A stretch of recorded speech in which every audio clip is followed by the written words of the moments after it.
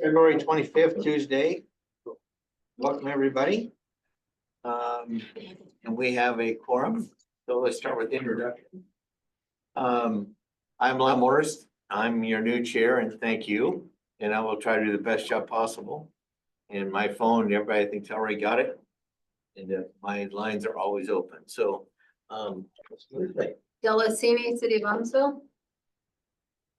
Bob Goodrich with Dowell. Anna Henson, ODOT. Kevin Cameron, Marion County. Nick Schaffler, Mayor of Turner. Kyle Duran, Kaiser City Councilor. Tammy Kund, Kaiser Community Diversity Engagement Committee. Green. Desiree Collins, SKATS staff. Steve Dobrinich, SKATS Transportation Planner. Kim Sapinard, Transportation Planner. Ray Jackson, SKATS Transportation Planner. Mike Chaffee, Transportation Planning Director. Desiree, would you do the people online for us? Sadie, do you want to go ahead? You're first in line. Sorry, was that for me? Sadie Barney, Chariots Director for Subdistrict.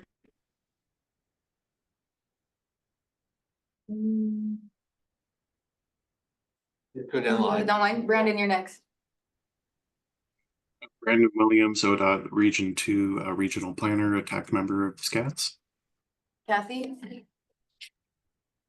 Kathy Clark, Kaiser Mayor, Kaiser alternate.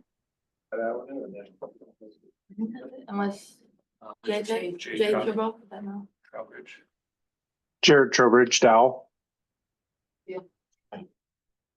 Well, Julie. is that it? Yeah, online. Okay. Julie. And then Julie Hanson from City of Salem just walked in. Okay. She hides. So, first up, we'll talk about the March meeting. So our scheduled date is March 25th. And that's during spring break. So we want to know who can make that day. And if the 25th doesn't work for us, would March 18th be a better date?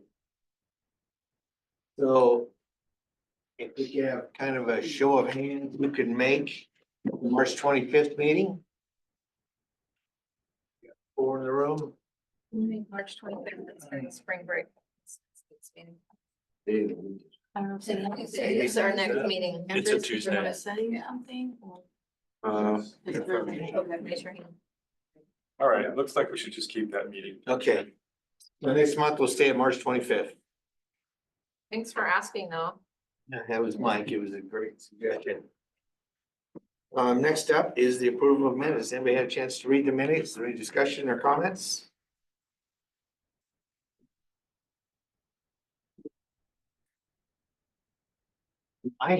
Yeah, so the minutes are fine from what I read. But I had a question. I know we talked about due structures. The new structures for dues. And did we talk about that last month? No, we didn't get any. That. Okay, so that'll be future. Sorry. Okay. And just to be clear, that's like, for our planning agreements, we ask you to provide some matching funds. with federal funds. It's for you, but it's the matching funds. Matching funds. Right. Yeah. We have Mickey Varney just joined the room. Hi there. How are you? Good. So Ed, do I need approval for the minutes? You need approval. Is there? I need someone to make a motion. Make a motion, please. Thank you. All motion to approve. Great. Second. For a second. I have them on here. Any more comments on it? All those in favor, please say aye. Aye. Any nays? Motion passes. Now's the moment for public comment. Do you have anybody from the public wanting to address the committee?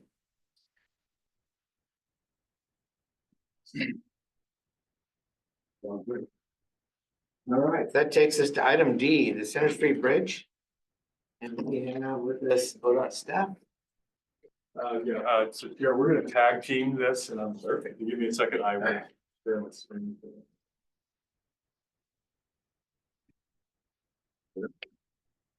And now, hopefully nice.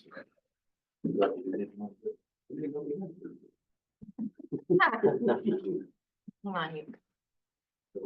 Shame on me, friends. Okay, it should show up Okay. Yeah, so this item is about the amendment to our long-range plan. And amending it to update information about the Center Street Bridge seismic retrofit. And I'm doing a spoiler alert just to show you this picture because, in case you didn't know, the project is divided into two phases. We'll get into later, a phase 1 and a phase 2, and we'll explain that later. So, like I said, we're going to tag team this presentation. I'm going to do this overview and the reasons why we need this amendment to go forward. Then I'll ask Bob Goodrich from Dow to give project details about phase 1 in particular, a little bit about phase 2, but mostly about phase 1 and their 4F and public outreach for phase 1. After Bob's done, we'll give you the details of what needs to change in our long-range plan, basically the descriptions and the cost estimates for long-range plan. We're able to do that. Kim will talk about the public outreach for the amendment, and then we'll talk about what happens in April. After the public comment, we come back here and ask you to actually formally amend the plan. So some history, this project was part of HB 2017, and it was adopted as it was part of the SKATS Metropolitan Transportation Planning, which was adopted in 2023. Back then, we used $100 million cost estimate, and it's inflated to $131 million in 2025, which the project was initially proposed to be constructed. And then 100 million was based on a 2019 ODOT consultant engineering study. But a lot has changed since 2019 in that report. ODOT's done a lot of engineering in the project, and as I just mentioned, the project was split into two phases. Phase 1, which will be retrofitting the Center Street Bridge, or a good portion of the Center Street Bridge, and phase 2 will be a requirement to replace the west side portions of the Center Street Bridge at a later date. So there's different time frames for both of those phases, and Bob will explain that as well. But for our long-range plan, we're going to need to update those descriptions, costs, and timings for this NEPA process. So ODOT's going through the NEPA process, the environmental process, and the NEPA process has a number of requirements, and so does our long-range plan. So we have to demonstrate fiscal constraint. We just can't put everything in our plan and just say we're going to build it all. We have to show revenues that cover the expenses of projects in our plan. So as noticed on the slide, we can have a long-range plan and the projects that can be implemented with committed, available, or reasonably available federal, state, or local or private revenues. That's what the language says. And that's what we do in our plan. We forecast the revenues that we expect, and we say, here's the total revenues we expect in 2050. Here's the cost of those projects by 2050, so we can afford these set of projects. There's another set of illustrative projects we can't afford in the life of the plan. For this NEPA process in particular, for this one project in the Center Street Bridge, inside metropolitan planning areas, our long-range plan has to have the estimated full project costs shown in the MTP. In other words, we have to show the project costs for phase 1 and phase 2, and that those costs and those revenues are reasonably available. So we know the cost for phase 1 is committed by ODOT, and they'll get into more about that. And then ODOT is committing to funds later on for phase 2. Yesterday, I've been working with ODOT the last several weeks. I sent you out a letter that ODOT produced that's saying that they are committed to the long-term funding of phase 2. It may not happen until 2040 or later, but they're committed to doing that work. So we can say with a straight face, there's reasonably available funds to do phase 2, and therefore we can put it in our long-range plan. So that's kind of the overview of what we're doing and why we're doing it.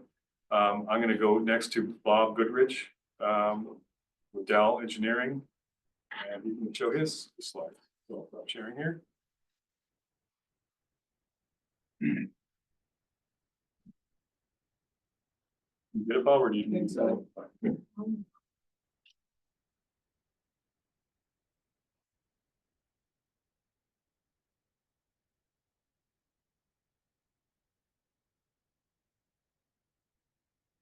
All right, well, good afternoon, everyone. So I'm Bob Goodrich. I work for Dow Engineering Firm, working for ODOT to complete the Center Street Bridge project. I'm the consultant team project manager. So I will go through project outcomes, kind of big picture, why is ODOT doing the project?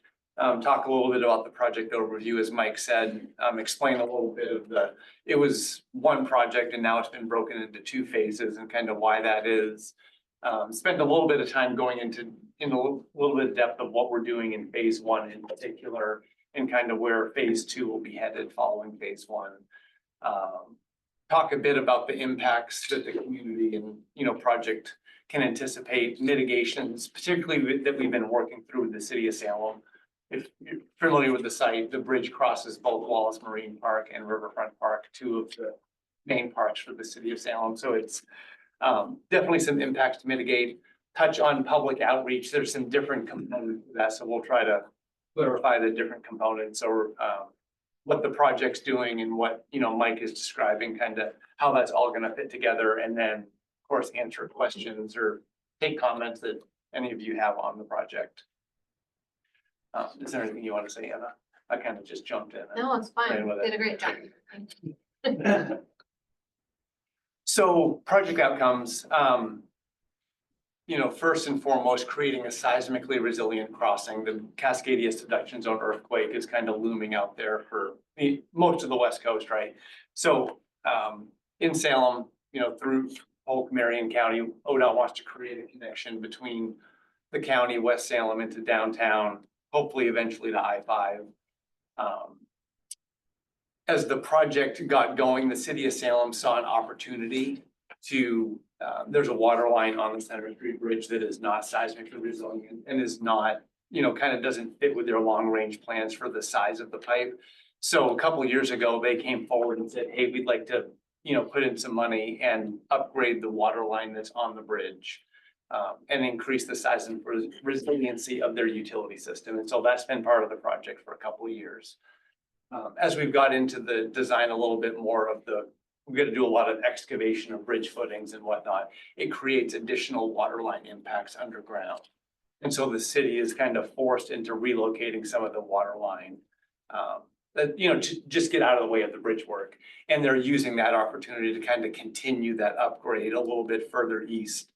Just to the east side of Front Street. So there's some, local utility improvements that are being kind of opportunistically added to the project. Because of the phasing that Mike alluded to, and I'll jump into a little bit more detail, the entire bridge structure will not be seismically resilient at the conclusion of phase one. And so as part of phase one, we're also going to be preparing an emergency response plan should an earthquake occur from the time phase one is complete until, in between phase one and phase two, basically. So there'll be a plan to improve reduce the response time to recreate that connection in a temporary manner, sort of a triage. And then lastly, in phase one, we'll be doing a little bit of alternatives analysis for what phase two looks like. We haven't studied that a whole lot yet. Once the project was broken into phases, we've kind of really dialed in on phase one. But as we get later into this year and next year, we'll begin a little more study phase two to understand what that replacement will look like. Can I ask a quick question? Absolutely. Just on the second and third bullet of your last slide, the bridge deck remains the same size. It's just the water line that's being upsized. Correct. Yeah, bridge deck area is not changing. We're retrofitting. I wasn't sure if those were meant to mean two different things or if they were both about the water line. So I'm sorry. Yeah, they're both about the water line. They came at different times in the project. The river crossing piece, the city right away said, hey, we want to do this upgrade. The underground water lines, like in Riverfront Park, under the railroad tracks, under Front Street, kind of came along as we got into bridge impacts more, and they're like, oh, our water line's in the way. So, So will the new water line that's currently going across Center Street Bridge be underground when this project is complete? no, it'll remain, it'll be in the same, essentially the same location it is now on the bridge. So when the bridge, the far end of the bridge goes out, they leave the water. Well, so depending how familiar you are with the site, the water line comes up the bridge pier just east of Water Street. Like as you come into Riverfront Park, goes over the, over the river, and then that first pier on the other side, it comes down. So we're retrofitting, and I'll kind of we're retrofitting to that pier. So the aerial portion of the water line will be retrofitted. Does that make sense? Yes. Perfect. So this graphic has been around for a little bit. Really, it demonstrates kind of we talk about the Center Street Bridge. It's really a network of bridges. And, there's a west ramp starting on the west side, zone 4, there's a west ramp, kind of a main west approach. The river spans kind of heading east over the river there, main east approach that comes into downtown and Commercial Street, and then a northbound ramp in the light blue and a southbound ramp in the orange. All kind of different bridge components, and the interconnectedness of them varies depending where you are. So it's really, we call it a bridge complex. And so that kind of just lays the groundwork for kind of sorting out what does phase 1 and phase 2 look like. So kind of taking all those bridges and simplifying it down. Like I said, the pier on the West River bank is kind of the split between phase 1 and phase 2. We're reconstructing that pier entirely. One of the challenges we got into, and part of the reason cost escalated and we split it into 2 phases, is the soils on the west side of the river are very poor. They're susceptible to something called liquefaction, which maybe some of you are familiar with. That results in really high loads on the foundation elements. And so we determined, instead of trying to improve the ground, which was extremely expensive, replacing the pier there was actually a little more cost effective. And we're able to design it and construct it in a way that will kind of forward look to the phase 2 replacement, so that pier won't need to be modified again when phase 2 comes along. It'll kind of be ready to receive the phase 2 replacement. And then, so phase 1 is from that point east into downtown. It's a little hard to see here. I'll go back a slide. So the zone 5, the light blue on the northbound ramp as you're heading east, the northbound ramp to get to Front Street, that has been identified as a no work. And it's a comparatively small portion of the bridge, but it's not an essential part of maintaining kind of that post-earthquake connection. And so that's the only no work portion on the east side of the river. Otherwise, we'll be retrofitting the rest of the structures there. For phase 2 is kind of to be determined, but because of those soil conditions that I mentioned, and because there's a large number of bridge spans, like about every 50 feet, it would really be cost prohibitive to retrofit or replace all of those piers. It really just makes more sense to build new spans that are longer, so you can do fewer foundation elements. But there's more study and conceptual engineering needed there to kind of really iron out what that. But again, I guess coming back to the question about deck width and capacity, there's no need to add lanes to the bridge. It may get slightly wider just to provide standard shoulders, but we're not going to be increasing capacity of traffic in the day-to-day. Do you see an increase in traffic though? I'm sorry, Over this time period, will there be an increase in traffic? likely. Yeah. Why don't we add more lanes? There's some reason why we're not adding more lanes. There's money, I know, but is there more than that? It's a seismic retrofit project. I know, but while we're digging it up, why aren't we adding more lanes? If we're these numbers, $190 million, they can be 190 and 2040. It's going to be more.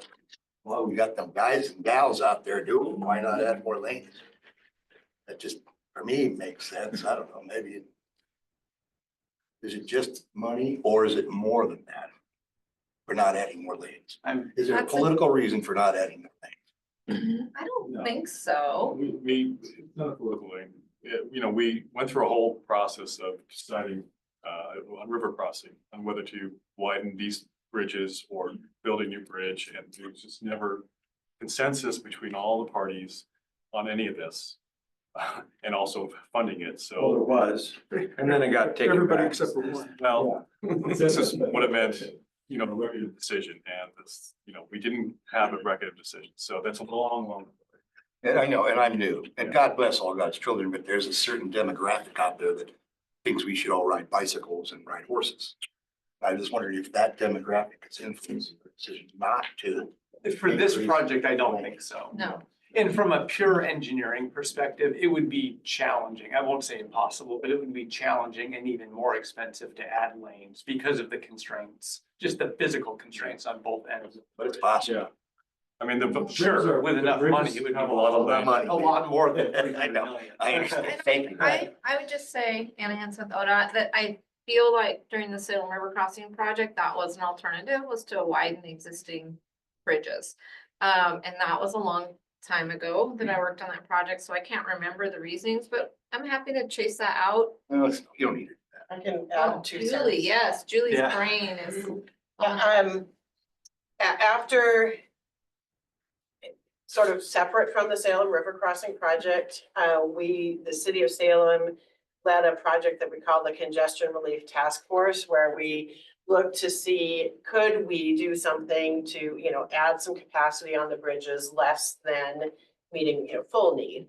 And what we found was that the issue is not just the bridge, it's what it connects to. So you could add some capacity on the bridges, but it wouldn't do you any good because you're connecting to Wallace Road and you're connecting to the grid in downtown. And so for that reason, that idea was tabled. Makes sense. Thank you. Thank you very much. We had pictures of pipes and anyways, I have a whole lot of information on it if you want. Okay. Okay. So I guess I touched on this a little bit. I forgot I had this slide. So retrofitting river spans in the east approach and the southbound ramp, the water line. I've mentioned what we're doing in phase one there. Phase two is going to replace a portion of the west approach. Timing is not certain. It's depending on funding. ODOT's committed to funding it, as Mike shared, but there's no time other than completing that alternatives analysis study over the next year or so, year and a half. I don't know that ODOT has any plans beyond that, kind of see where that gets us and probably make some more decisions from there. So digging in a little bit on, I don't know, do I need to speed up here? I feel like I'm taking a little more time. No, let's keep going. Just okay. Because I'm going to get into a little more detail on just what we're doing with the different pieces of phase one. So some of these objects that appear may be a little tough to see, but it's going to generally start west and work east, left to right. So I mentioned that circle that just popped up. That's the west riverbank bend. We're going to replace that in its entirety. So we'll shore the entire bridge underneath, build new columns and drill shafts outside the footprint of the bridge and reconstruct it and cut, tear down the existing pier. In the river, we're going to build work platforms to get out to each of those piers and around the orange circles. Large coffer dams that, to think of big rectangles in the river, de-water them, dig big holes, add foundation elements, pour larger concrete footings. So you can imagine that work, it's pretty extensive and time intensive.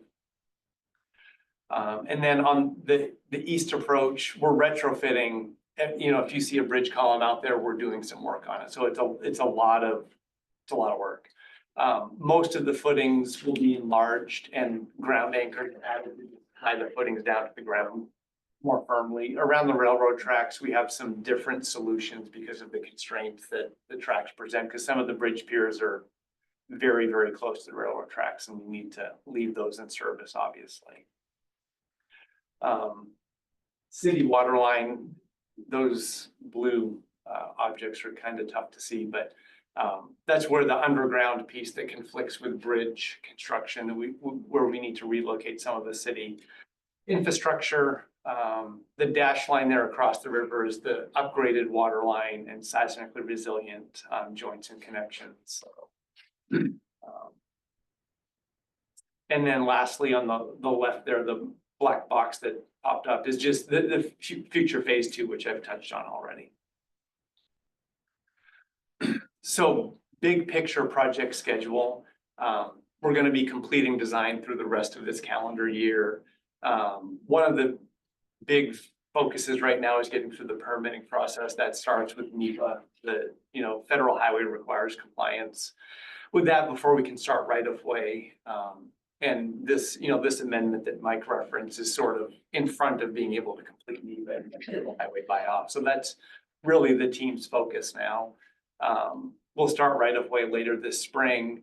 There's a series of railroad approvals that we have to go through for the work adjacent to the tracks, both for the bridge work, and we're boring a new water line under the tracks as part of the city water line relocation. On that right there, forgive me, we put a new water line through Turner just the last couple of years. And when we came down Chicago Street to go underneath the railroad tracks, they found there's a big continental internet fiber underneath the railroad that they didn't know and didn't design for.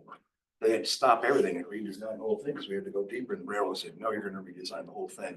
So I'm sure you look into that, so you don't get. Yeah, we've identified all the utility conflicts so far, but if there's something there that we don't know is there, that's gonna throw a curveball. No, it's good. Yeah, so that's definitely a challenging piece. So all of this ultimately leads January of next year, 2026. We're planning to go to bid, select a contractor, and by probably early April, we anticipate them to be, issued NTP by ODOT and mobilizing to the site. And then construction will go through at least the end of 28, possibly into, earlier mid 2029. So it's a pretty long construction window, and I mean, there's a lot of work to do. So with all of that scope in mind, I'll just touch on anticipated impacts a little bit. I'm glad we get into more details, but I'm kind of keep it. So the white rectangles that popped up there, those are the work platforms I mentioned to access the in-water pier. That's some of the first work the contractor will be doing. Because really the work at those 3 piers, like way out in the river, it's going to take probably 3 years to do those 3, maybe a 4th to pull out the work bridge. So that's, that'll be kind of an ongoing impact. We are maintaining the navigation channel, both for Willamette Queen and recreational, kayakers and paddleboarders and whatnot, jet skis. Wallace Marine and Riverfront Parks, we'll have some temporary impacts for most of the duration of construction. Some of the big impacts we've been working through with the city, tree removal maybe comes to mind. Working through, what the appraisal process for those lost trees will be, replanting and, reestablishing the tree canopies.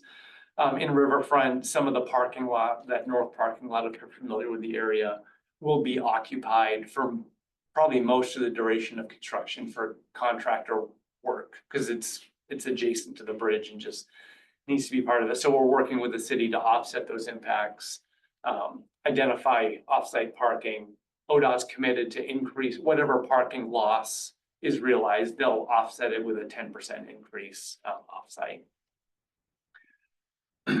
On the bridge itself, though I said we're not adding any deck width, there is still a not insignificant amount of work on the deck level. We've got to install large bridge joints to accommodate the movements that the earthquake will generate.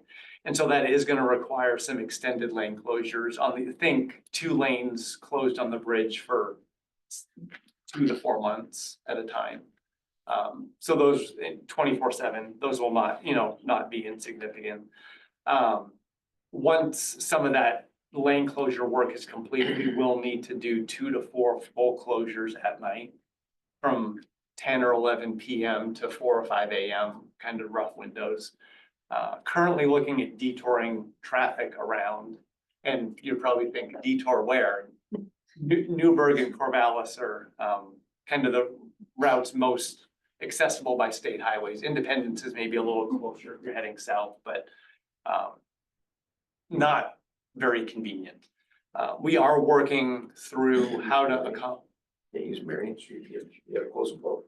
No, Marion Street will continue Yeah. westbound, but for Eastbound traffic. At night, they can't make a detour or make it 2 lanes. We're working on it. We talked to our district office about that, our maintenance folks, and they didn't like it. And then the city, This morning. traffic engineer was like, not a good idea. So we're still working on our detour and the details, on that. Nighttime closure for 2 days? I don't know, More if than not just necessarily probably two, there, we need to put those, the joints I described go in 2 locations, and we need probably 1 to 2 nights from each location. So So like up to, at least 4, up to 4. yeah. So that is the access to our Promise Center in Salem. Yeah, we'll So be you able can't to accommodate, maintain emergency vehicle. Yeah. We'll be able to We're accommodate going to emergency maintain vehicles. emergency vehicles. And it's one of the things that, the traffic engineer from the city stated today at our meeting was that the Union Street Bridge can accommodate emergency vehicles.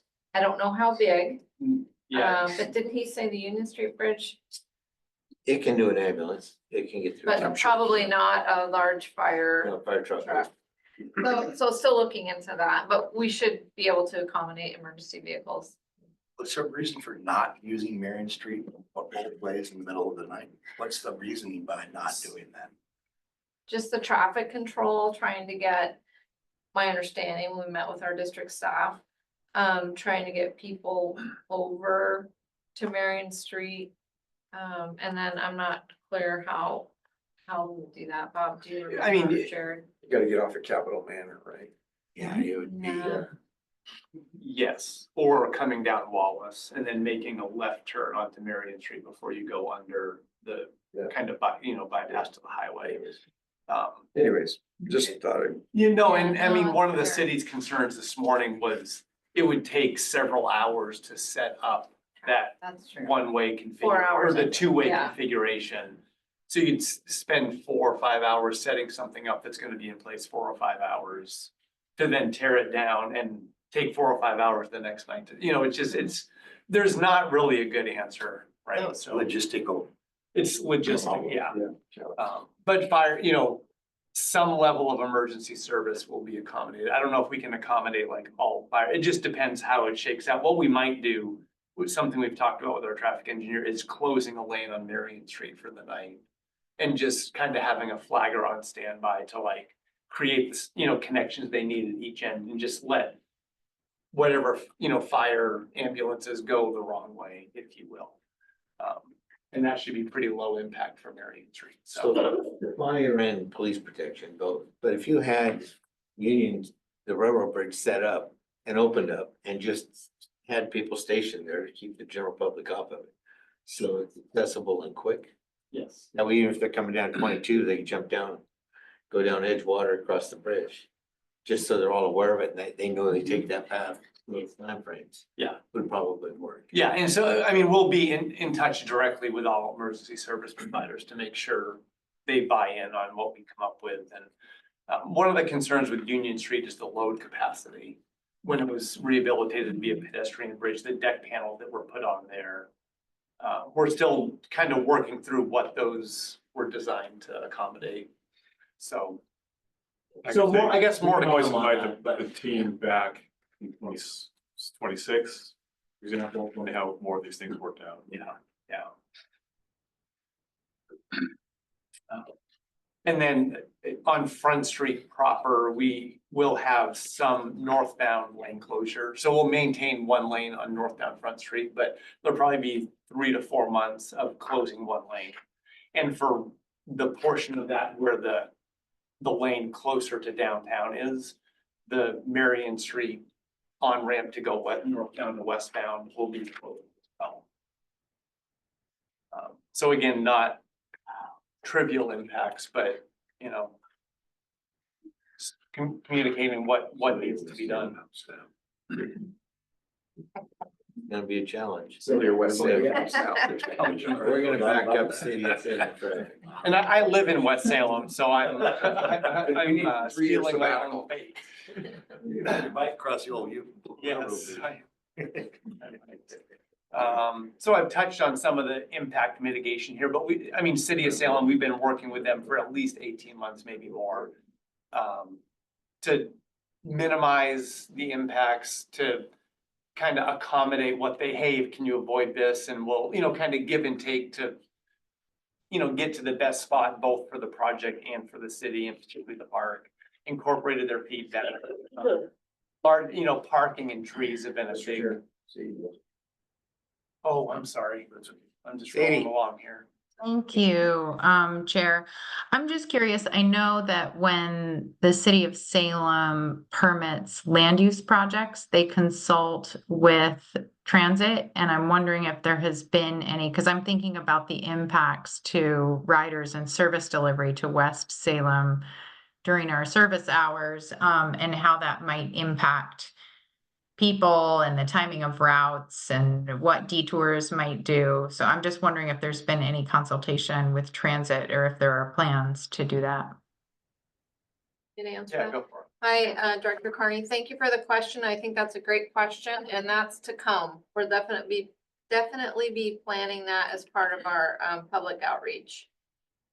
And I think we have maybe some information on that coming up Yeah, here in a minute. I think that Cogito is leading the PI effort for ODOT, and I think Chris has already reached out for the transportation options program to kind of get at what you're describing there, I think. So that's, the wheels are in motion there to provide alternative means of getting over the river when it's not gonna be so pleasant.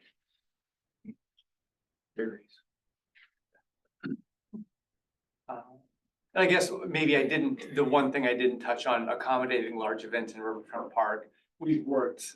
Cities provided us a list of like their 21 largest events. I think 4 largest events that are like 10,000 attendees and above. We're gonna require the contractor to pause noisy construction activities on the day of those events. Ironman, the World Beat Festival, I think the Easter Festival, and then there's a Northwest Taco Fest for the 4 kind of largest events. What noise are we talking about? Like pile drivers? Yeah, there'll be a lot of pile driving. Yeah. But just excavators and cranes moving around and drilling 8-foot diameter holes in the ground that go over 100 feet.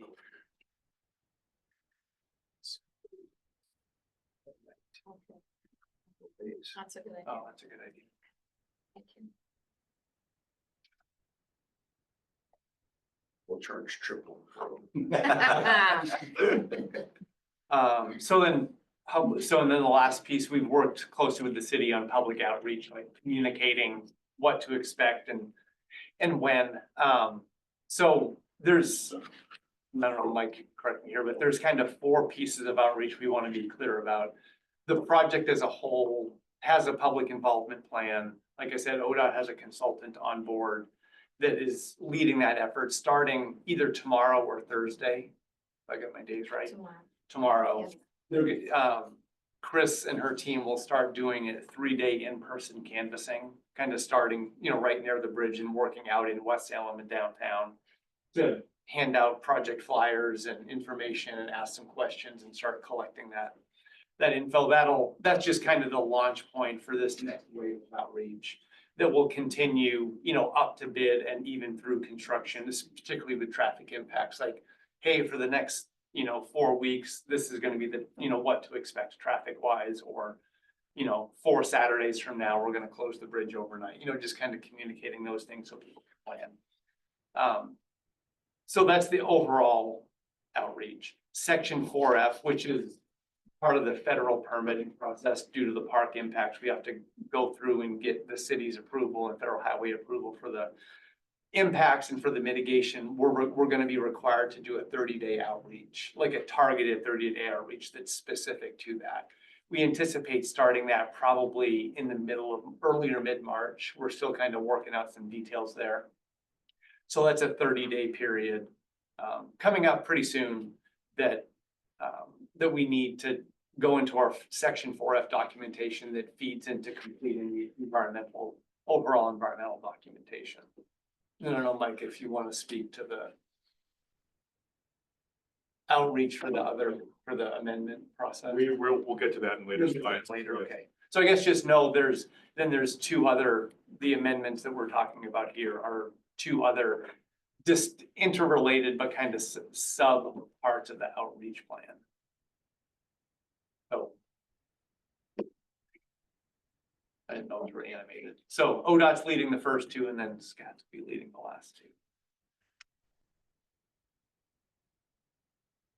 Okay, and I'll just follow up with what Bob just finished. So today, our focus, I know you have a lot of questions about the projects, the fast ending project, lots of questions. Our specific task is to get it into the plan. And we have to amend it. So, but I wanted you to be comfortable enough to know what's going on. We could probably talk for another hour on specifics, right? Only an hour? Only, maybe two. But you keep bringing them back as they develop more and more of what's going to happen in the future, what traffic plans are. But our focus is to how we get this project into our long range plan, how we're doing funding control right after the plan. And this graphic, so that blue one that says MTP amendment outreach, that's where we are today. I'm going to ask you at the end of this item for us to go ahead and do the public outreach, and then we'll come back in April for the amendment. And then later in the year, the actual dollar amount that ODOT wants to spend on today, they'll have that number, and we'll put that in our TIP, our 4-year TIP. So we'll need to amend that too, and also do some an amendment process for that. So we'll hear about it again. We did 2 different items, one long range plan and one the short range. That being said, let me throw it to Ray. Any other follow-up questions for Bob before I go? Oh, wait, no. Let's keep moving because we have a lot of things on our agenda. All right. Thanks, everyone. Thank you. So previously, in your packet, you have, you have a document, and I also had Desiree send you out a red line version of this that goes into some detail about all the changes that we're making to the long range plan.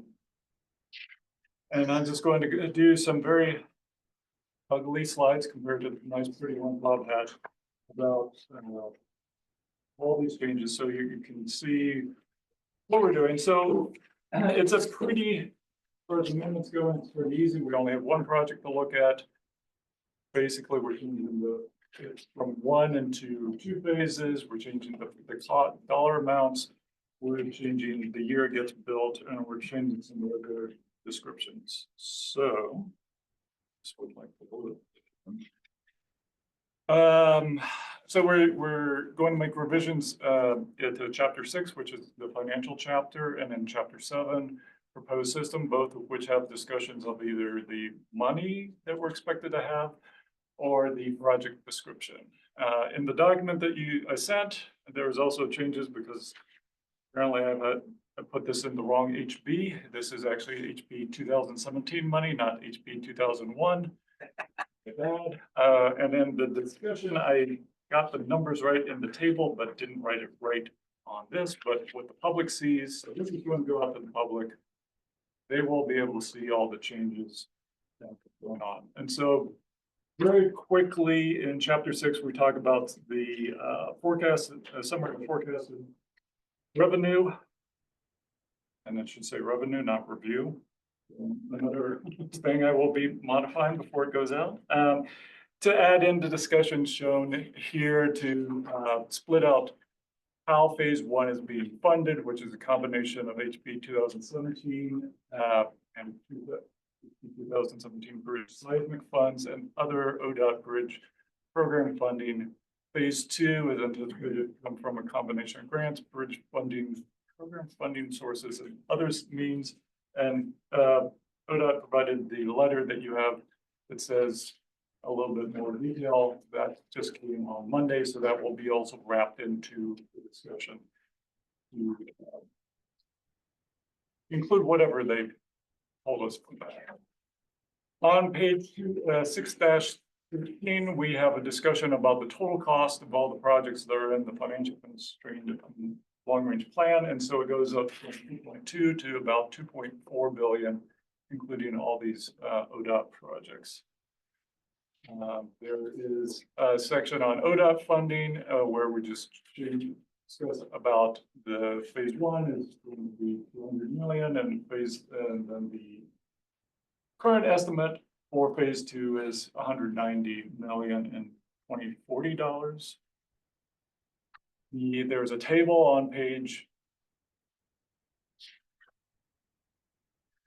Chapter 6. in chapter 6, where we have we show ODOT's funding, project costs committed, included, TBD, which is my way of being financially constrained with ODOT's very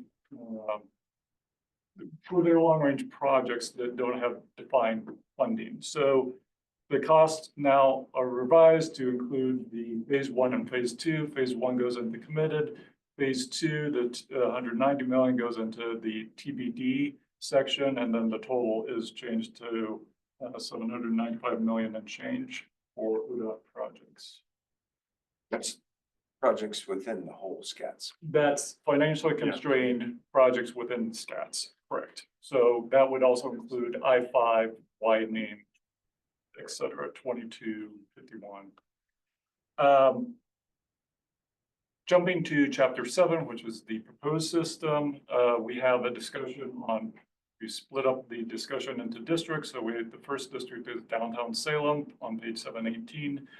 We're adding to that discussion and correcting some of the discussion on where the funding or some of the information about the projects. So identifying additional funding, when the bid opening will be, when the current construction will be started and completed by. Then in table 7.3, which is list all the financially constrained projects for the long range plan, we're revising project 0034, which is the one that is the current discussion of the Center Street Bridge and splitting that into adding another one 0043, which is phase two. So I have revising it. This just gives you the basics, the cost changes to the location, taking into consideration that ODOT is doing just from the east side of the west span to the east bank, eastern ramps for phase one. When it's being built, there's the new entry for phase two, which design and construct the west end ramps to replace the current ramps after the evaluation from the design studies tells them exactly what needs to be done. At that point, we might also revise the cost estimate. Current cost estimate is based on the current understanding, and we all know inflation is another factor in life. So that is the new entry for the second phase, and that's it. I'll just say about the dollar amounts. This is a long-range plan. It has planning level dollars, right? So you'll see some very large numbers. For example, phase one will say $200 million for phase one, but when they come back with the TIP amendment, it'll be probably less. I think they're counting on it being less than that, but they wanted to show up to $200 million for phase one, just to get through this NEPA process. But it's on a substantive committee or a Ways and Means subcommittee really in transportation for 8 years. And I never say it come back less. But God bless you. I'm all for this, man. You got people, got families driving across that bridge every day. I just bring this up because in a few months, in the fall, for example, when ODOT has a number they want to predict, invariably it's going to be different than this 200 million. Hopefully it's going to be less, but we'll see. Are you in the ODOT budget now? Is this in the ODOT budget for this fiscal? Well, let Anna maybe explain that better. We haven't added the additional funding we need yet for the construction phase. We'll do that later this year. So I don't know the answer to that, if it's in like the budget that's at the legislature. That's a good question. Let me message my region manager It- and it- see if she's. The plan, the project's in the STIP currently at the 131 million. Yes. So, Okay. but the delta, the extra amount, the 60 million or what is, that will, yeah. That needs to have this happen. NEPA has to happen. Then we go to Steve and Paul, to get it into the tip and the STIP, and then that number becomes whatever Mike's, the non-$200 million. Yeah. Hopefully that's somewhat clear. Yeah, well, clear as mud like always. No, thank you. Yeah. Moving forward, I know we're gonna be authorized to go public outreach with this. But this page here with the full numbers, I think this needs to have description with it. Like even the review, you see these numbers in your explanation, so if you can give some writing, describe exactly what these represent. I think it'd be a lot easier to go forward with. Was there another table that itemized that you There, referred to? On Another page? So this is replacing the table that's in the financial, that's for ODOT project. And so it was just cut and paste. So we just list those projects. It doesn't list all the projects out. It just, at plan level, we have it as a total amount. Total amount. In chapter 7, we list out all the projects, and then you could, inspired, add up the numbers and have them. Yeah, maybe just give a written description of all projects within the gas region. Refer to that. Yeah, all the projects we expect to fund over off to 2050 are in this big table. And that table rates, it says, what's the total? How's the total changed? Now, we could ask more explanation, but basically saying, That's already on your website, right? All that right there. Yes. yeah, yes. Very big document on the website, just to warn you. Okay, I can make that. I can put in a little bit more language for the public to explain what these numbers are and the ODOT projects within SKATS in the financial constraint plan. Okay, so, good. I'm proud. So, I need to go back to my presentation because now that we kind of understand what we're trying to do with the amendment, the next step is to put that amendment out for public review. So, and then you can reshare my.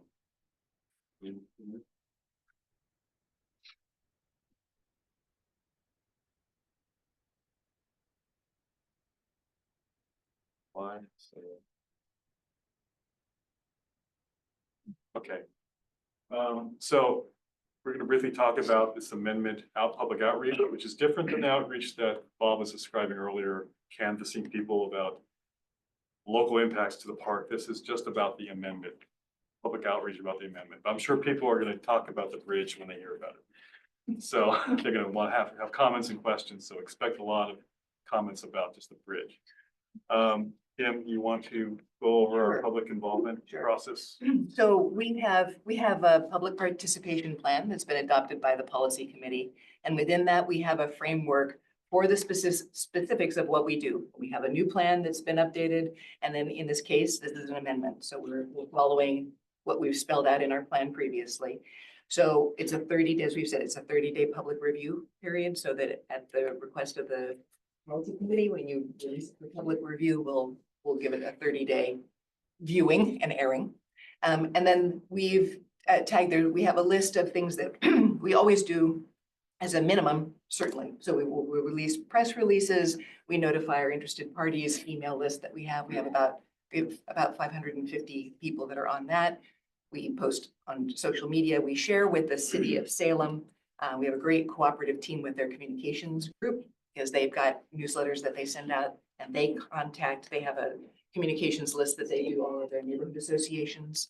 And it goes into their Salem newsletter and we put it out into our COG Connections newsletter. So we do our best to sort of flood our traditional airways for getting the information out. It's all posted. We have a standalone, we put up a new page on our website that is specific to this amendment and what it'll be, which we will continue to add more information to. So there's far more information. If you want to see the whole existing plan as is, you can see it there. You can see it broken out by chapters, or you can see it by the appendices, and we'll have all of our draft documents there.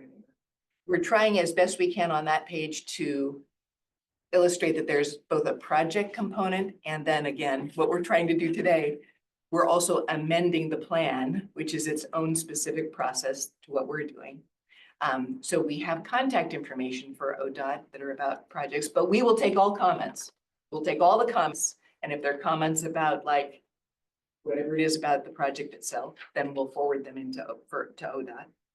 And we'll keep track of them. And then what we do is we'll gather all these comments back, and that when we bring them after the closure of 30 days, the plan is that we'll bring it to the April Policy Committee. They'll be in your packets before you get them, the list of comments that come back, and try to always generalize by type, sort of if we get a volume of them so that they're a little bit easier to kind of get a gist of, but for the public record, for everything, we'll do that. And then we would ask at the April meeting that is a public hearing to adopt the amendment to the MTP. So that is an opportunity, well, as usual, we have an opportunity for the public to speak, but we have an opportunity again in a public hearing. If there was a member of the public who wanted to speak, they could. So God knows how many millions, probably billions of dollars of commerce go over that bridge. I mean, how do you reach out to industry like, you know, truck association or somebody? We have contacts for the freight industry that are on our interested parties list, and we have a mailing list. We have both a physical, I missed that on there.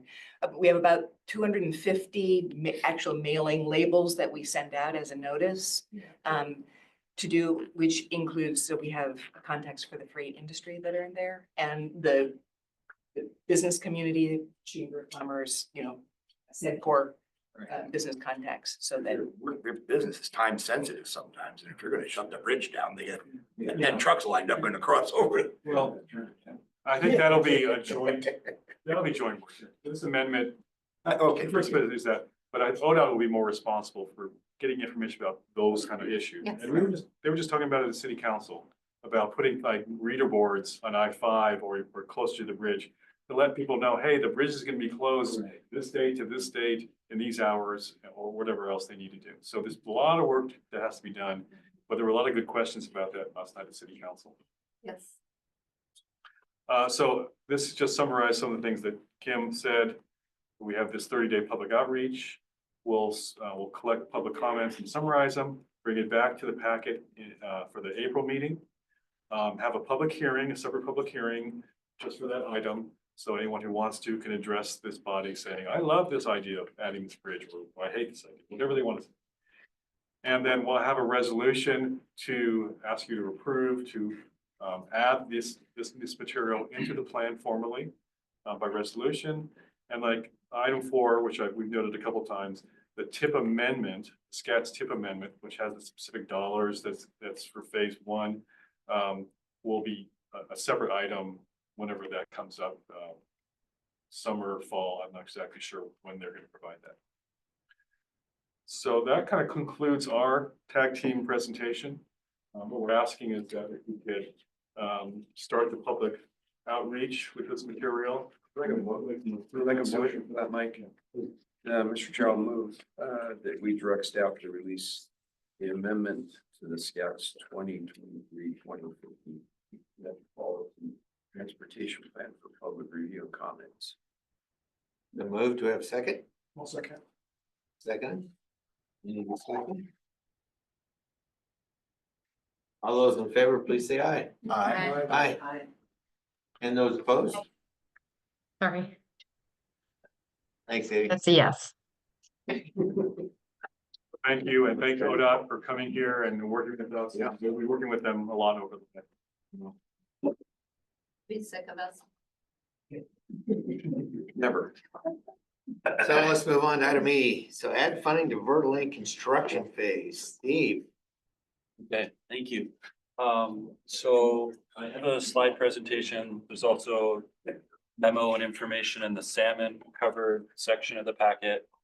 With me today is Bill Lawyer, Public Works Director for City of Keizer.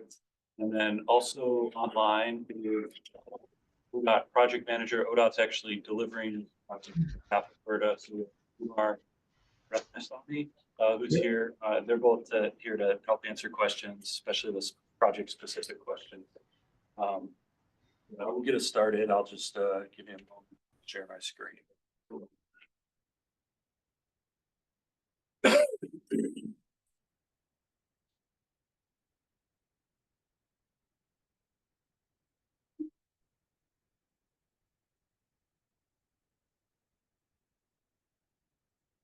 Okay, so the agenda item is a request to add SKATS discretionary funding to the Verda Lane construction phase of the Verda Lane project. So the request is to add about $4.6 million total to the project, 2.9 of that being federal funding. That's SKATS has discretion over, and then $1.7 million of additional match funds from the city. So just kind of to start with the basics, the project itself is a design and construction project for a multimodal street with bike lanes, sidewalks, and stormwater improvements along a approximately 3/4 mile stretch of Verda Lane between Dearborn Avenue on the north end and then Ascot Lane on the south end. Also, there's a realignment of the intersection of Claxter Road, which comes in at the oblique angle here and in very close proximity to Alder Drive on the west side. So part of the project is to realign that so there's just one intersection there.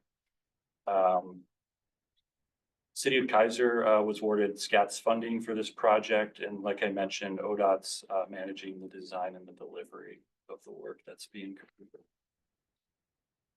So on this slide over here on the right, you can see a little more closely what the realignment of Claxter will look like. So it comes in directly across from Alder Drive. And then sort of the picture of why we're here is in March 2023, ODOT worked through the design acceptance package, and the cost estimates for construction at that time came in higher than expected. So several meetings where we discussed the project in the spring of 2023. So we broadly discussed the funding shortfall. There's also some shortfall on the preliminary engineering and right-of-way phases. At that time, we also, per the tax technical advisory committee's request, we asked the to look at options for cost reduction on this project.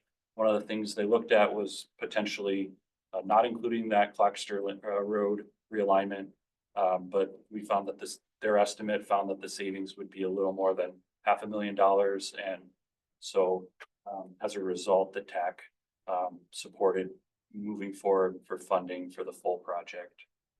One of the main reasons was it wouldn't really solve that safety concern for having traffic coming in on Claxter at that odd angle there that you can see.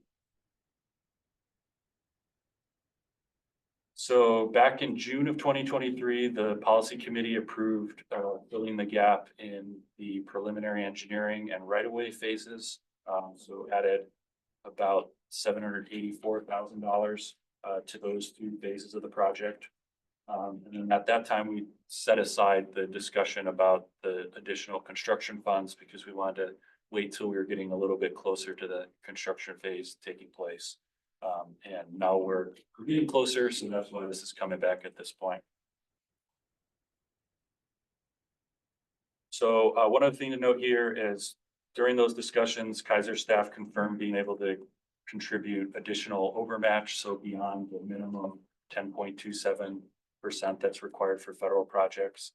And with all the changes that have taken place and the proposed cost increases, I calculated to be a match rate of about 25% from the city of Keizer. So a larger stake than what's typically required for this type of project. So this table here just breaks down the current project total that's in the TIP and the STIP. So that total is $4.8 million.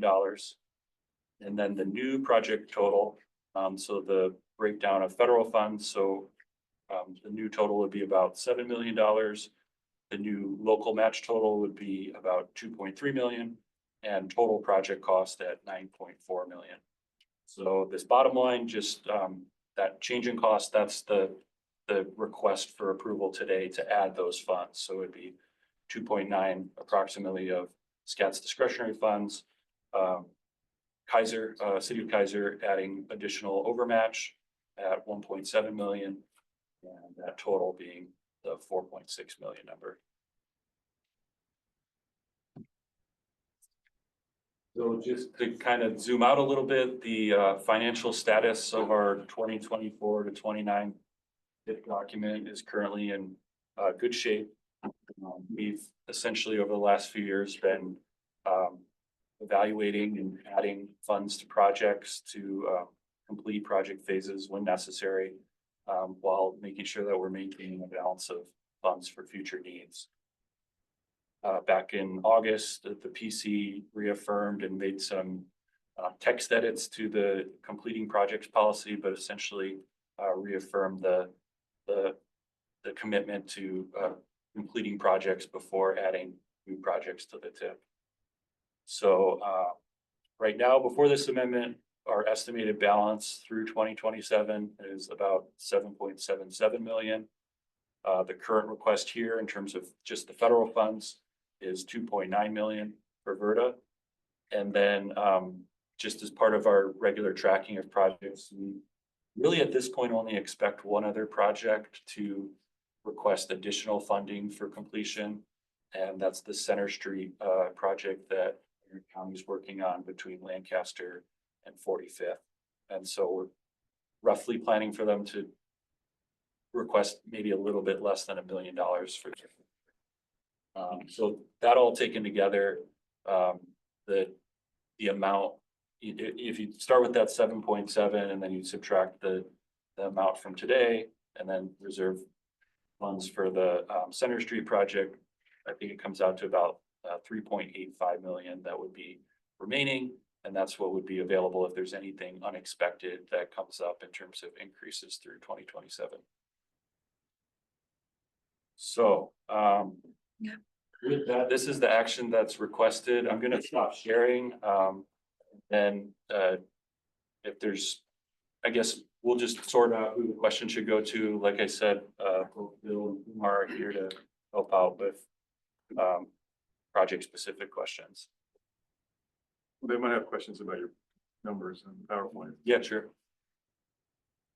Any questions? I would like to just point out, this Verda Lane project was on the books for a long time. And you drove up, I drove up there 2 years ago before we started this. And that road was narrow, the shoulders dropped right in the ditches, there's no place for kids to walk at all, they were walking right in traffic. And now you drive there 2 years later and this is a completely different neighborhood. New apartment buildings, houses, sidewalks, curbs, it's amazing.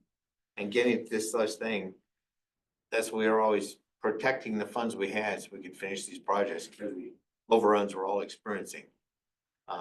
This one here to get it done, I think this is a no-brainer. I know it's a lot of money, but at the same time, you gotta finish what we started. And I think the return on this will show eventually. It's pretty amazing.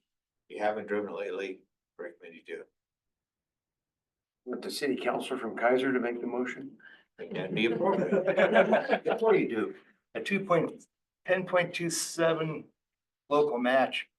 And I know you, I'm not asking you to crystal ball, read tea leaves. Do you see that number going up? It hasn't changed for many, many years. Yeah. But you know, with the new authorizations, who knows, in a couple of years they could say locals have to contribute. There's no jabber about that right now The anymore. moment I haven't heard anything, have you heard? No, I haven't, but it's also tied to the amount of federal land in the state. So if that changes, that could be one way. Really? Or as Mike was saying, it could also be legislation might say instead of a 20% match for a federal highway nationwide, it might go up to 30, and then states that have a lot of federal lands might not see 10.27, they might be more. So things always change. Yeah, that's funny. One thing that's positive. No. It's changed. We're ready. I'd like to make a motion to adopt the resolution 25-5, and then the SKATS tip by adding 4,1,648,000, or, yeah, 904. Numbers right. 2,945,540.28 of federal funds and 1,703,364.46 match and unprogrammed funds to Verda Lane construction fees. Second. Yeah, I'll second it. Okay, moved and second. Any more discussion? All those in favor, please say aye. Aye. Any nays? Motion passes unanimously. Good job, everybody. All right, thank you. Next is up to OMPOC, Mr. Mike Jeffy. But I'm gonna break a little bit from the agenda because we mentioned we wanted to talk a little bit about what's going on in the federal government and how it may be impacting us here at staff. So, there's a couple of ways. As you probably know, there's been a lot of executive orders going out. A lot of executive orders have been removed. Past administrative executive orders have been deleted, revoked. Thank you, revoked. And the list is huge, and I can show you the list. But the reason I bring it up is things are changing a lot at the federal level, as we all know. And some of those changes that may affect us include our planning documents, but even maybe our projects in our TIP. Over the last few weeks, we've been hearing more and more from our federal highway staff in Oregon. We hear things from federal highways in DC that there's going to be additional rounds, additional layers of review of things at the local and state level. And it was even on a call this morning, right before this meeting, saying that TIP amendments, which normally would just go to ODOT and then federal highway would look at it and they'd give their approval, now has to go to federal highways. So it's in DC. Federal highways in DC, thank you. So we don't know what that's really going to mean. We don't know if it's just going to add an extra review and delay things for some reason, which a delay on it by itself could be bad because this project wants to go to bid. I forget the date, but Steve will know when they let's go to bid. Late summer or maybe early fall, I think was the time. Yeah. Yeah.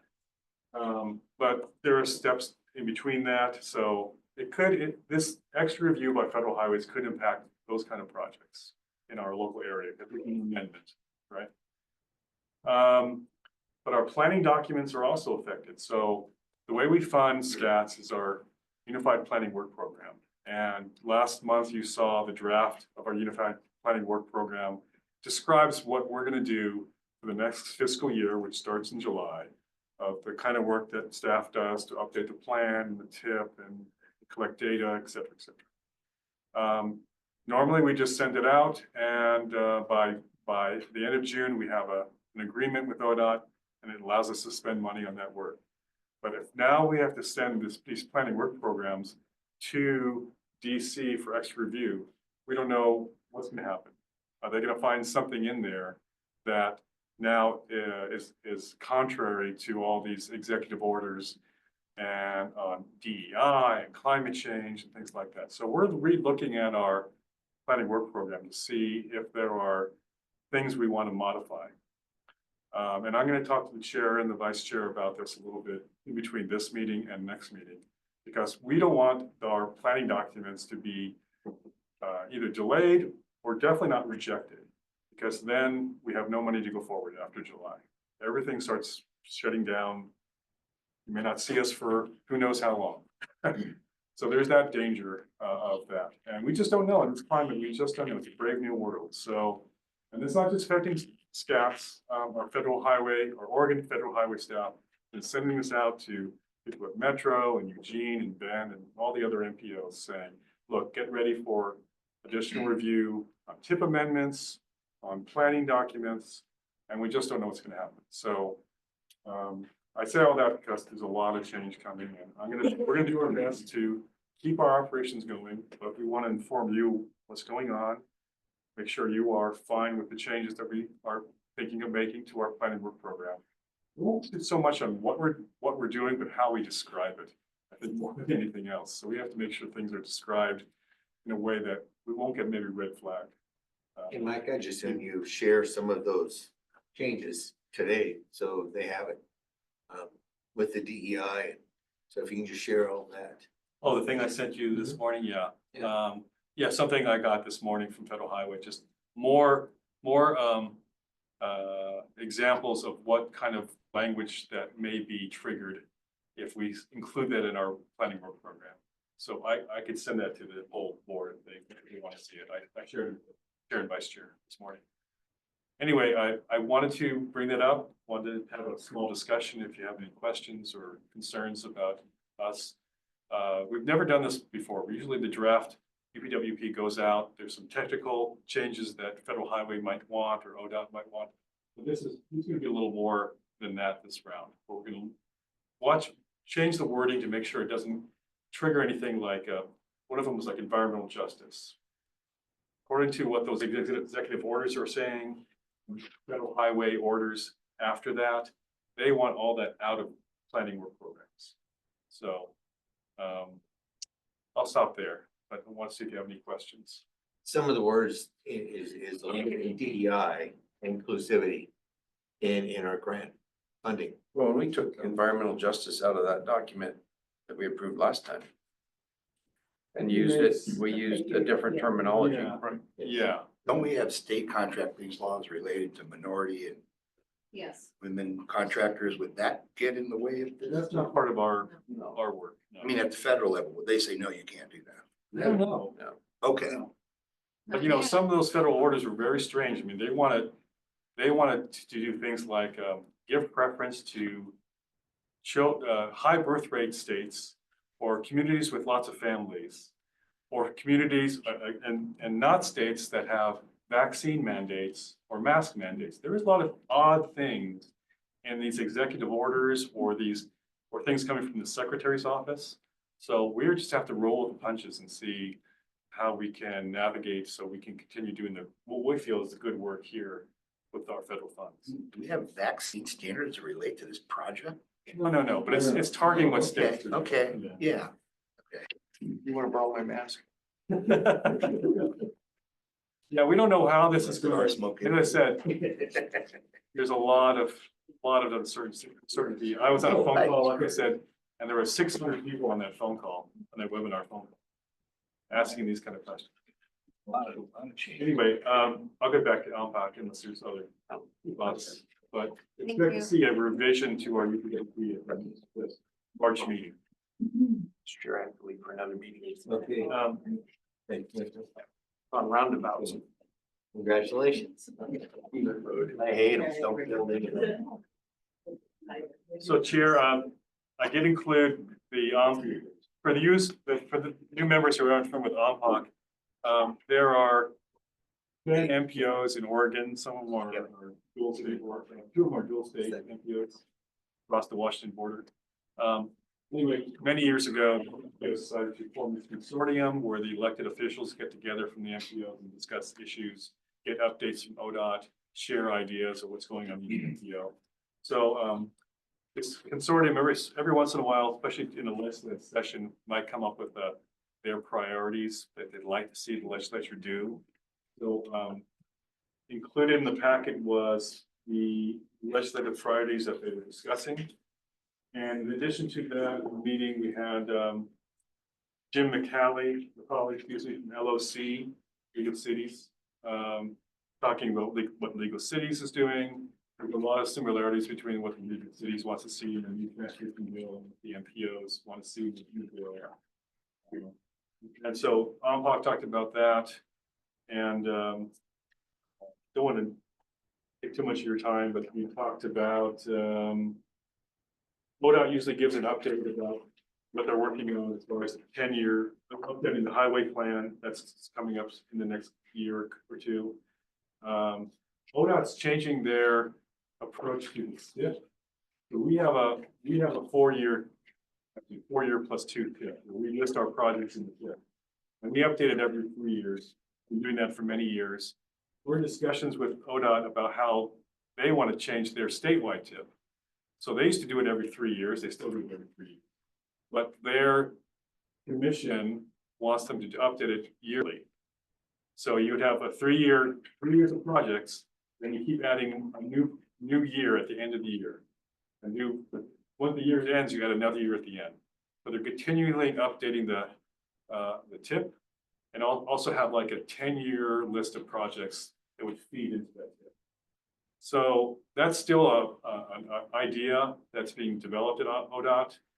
We're trying to see how we coordinate between the MPOs and the state. Because we're not used to updating our TIP every single year. We amend it to make changes, but going through this process, which some of you know about, some of you that are new aren't as familiar. There's a lot of process we do to have the locals send project applications to us. We do a lot of scoring of those projects. We send them out for public review. There's lots of feedback to this body. And then there's a lot of development to develop that TIP. It's basically almost a 2-year process to do a TIP from start to finish. So we're not used to doing it every year.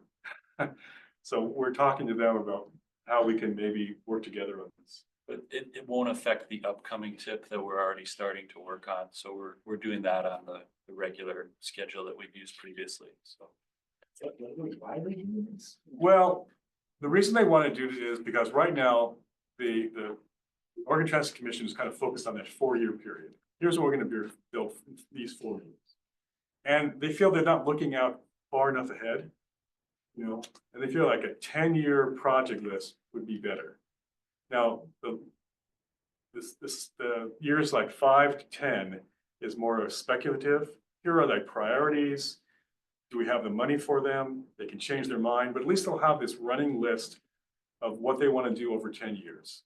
Where the first 4 years is more of committed funds, and the last 6 to 7 years are more like, well, here's our list of priorities around the state. So they're switching to that. They tell us a lot of states do that. They have a longer year list of projects that aren't officially in the TIP, but can be moved into the TIP when they're ready. So hopefully that's some kind of explanation. It doesn't necessarily mean we'll have to like run our application period more frequently. But it would involve just incorporating new ODOT projects likely every year. So, but like Mike said, we're still kind of learning through the process. I think ODOT is too, so Yes. they have a. Yeah, sorry.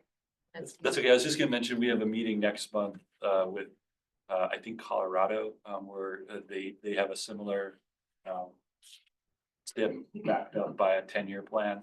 And so I think we're gonna have questions for some of the Colorado MPOs. Oh, there's a work group working on this at ODOT. I'm not intimately involved, but as soon as I know more, I can share. Yeah, and we get an update from your colleague and Okay. Jeff Flowers. Oh, good. So, Then you've got. no, we're talking to Jeff Flowers about this. Quite a bit. And just my thoughts, these projects don't get done quickly. They are a long process. And to review this every year, and we don't get the money like we used to. So it's not like you have the money or the staff to add projects every year. And I just think this is gonna add a whole lot more workload unnecessarily. And it's gonna take our focus on what we're trying to do, and that's to get the projects delivered and done. To have them come and get on the list for the next TIP, it always makes sense. It gives you a chance to look at them before we adopt them. Yeah. On an annual basis, it's. In respect to my colleague at ODOT, sometimes ODOT wants to push things down on the MPO, saying, this is what we want to do, adapt. We're pushing back saying, no, we don't quite like it that. We like the way we're doing it now. So we're trying to figure out a way that works for both of us. Maybe Senator Starr will take care of all this for us. Bless him.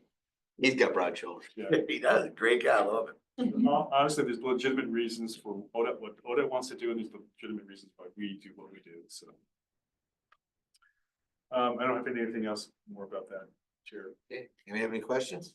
I had a question. So this is on a 2-year cycle, or it has been, basically. More of a 3 years, 3-year 2 or cycle. 3.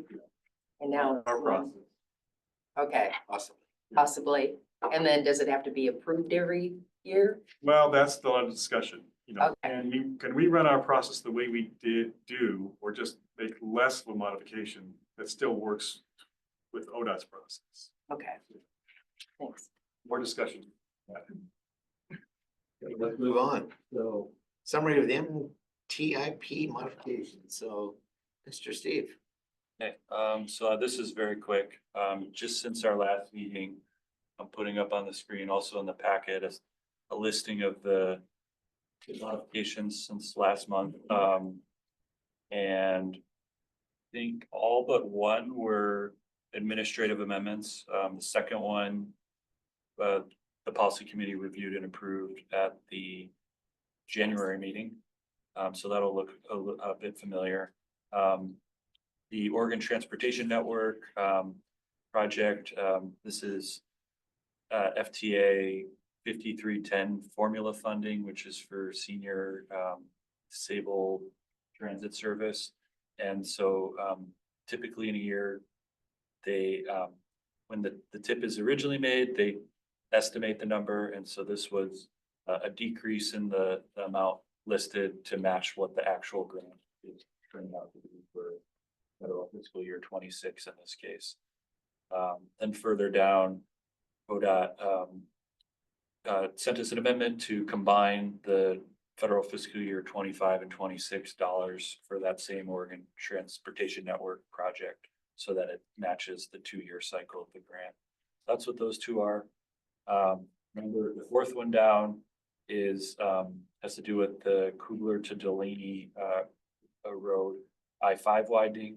And there was an update to the project description, and Marion County put in about $500,000 in additional funding, local funding, to construct a roundabout at the end of the Battle Creek Road Bridge. And I think it's the intersection with Wiltsey and Battle Creek. Okay, thanks. So that one's been approved. And then the last one is our NPO dollars, which fund our operation here at the COG. We had some unspent carryover funding. So this project was moving unspent carryover from, or this amendment, sorry, was moving funds from the 2024 state fiscal year to the upcoming 2026 state fiscal year. And that was an increase by about $263,000.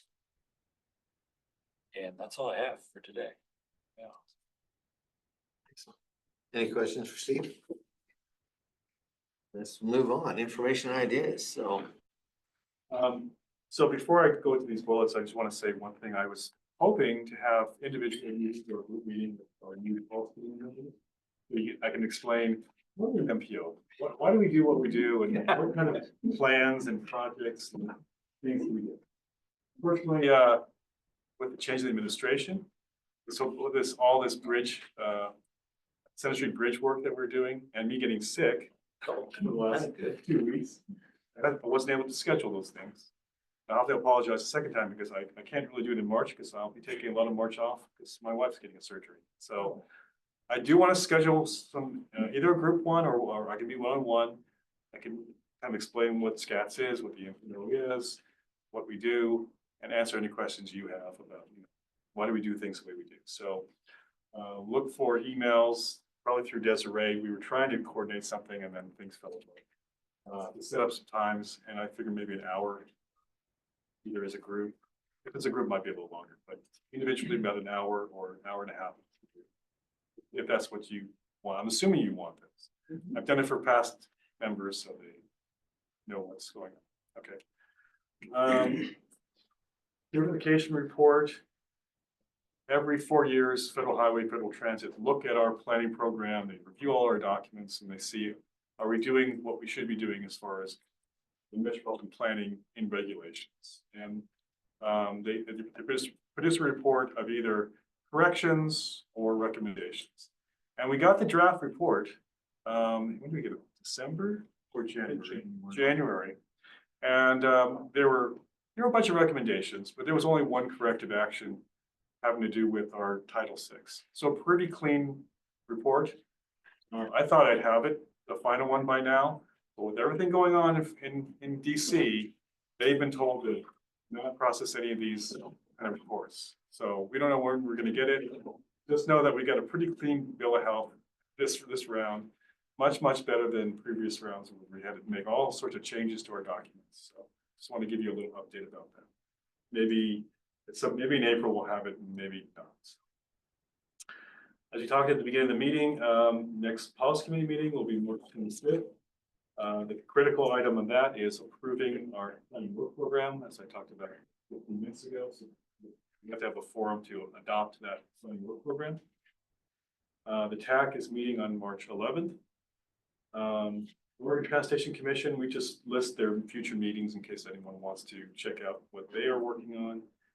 And sometimes we have this box of transportation planning updates. Sometimes we have more things. I kept it kind of short. Mostly focused on the TIP. So as we talked about earlier, we're right in the process of creating the next TIP for the years 2027 to 2032 and funding projects. So earlier we sent out the packet of project applications. We had some pre-applications of these one sheets that are kind of like a concept of a project, and that was reviewed. Now we're waiting to get the full applications, which are due today, right? From our local governments, from Salem-Keizer, Turner, Oswego, the counties, the Trans District. So they're due today. And then our technical advisory committee will start looking at those applications. We talked about it like last month. There's a scoring process. You remember last month is sorted. So we're working on that process to bring back to you eventually. And if you want more information, there's the webpage that describes the process we're following. And of course, staff's always here if you have more questions. But those applications are due today, and we'll just keep working on them till we get a set of projects that the TAC wants to recommend to the policy. And then there's public review, et cetera, et cetera. So just give you a little update on that. And I don't know if staff has anything else. It's been a long meeting, but do you have anything else to share? Just that those TIP applications already started trickling in, so I've gotten a few. I'm expecting a few more later today, so. Yeah, it's been sending out. Return theirs in hours in. No. Got a lot of work to do out there. Steve extended the deadline till midnight tonight.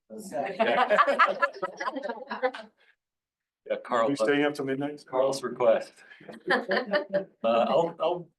I'll check in the morning. That's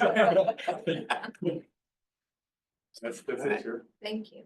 Dan Bills, everything to, I just say if the new federal executive administration walks their talk, it shouldn't be more difficult to get. See where I'm going with that? Now, but that doesn't mean that's what's gonna happen. Yeah. Yeah. God bless you. Good luck. I didn't ask if anyone online has any more questions. anybody online have anything to add or share? Okay, well, with that, we're adjourned. Have a great day, everybody. You too. Thank you.